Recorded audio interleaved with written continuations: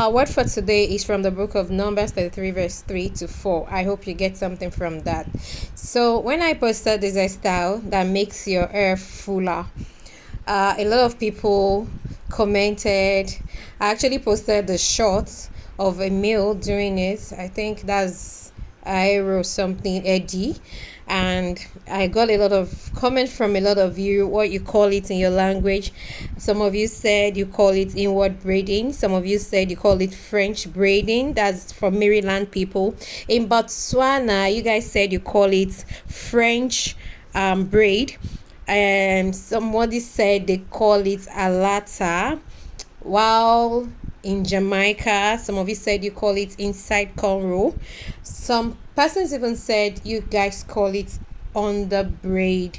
Okay, so this is my own way of doing this hairstyle, and if you want to learn, this is an opportunity for you to learn how I make my own. Okay, so I'll just watch you to relax, enjoy and watch.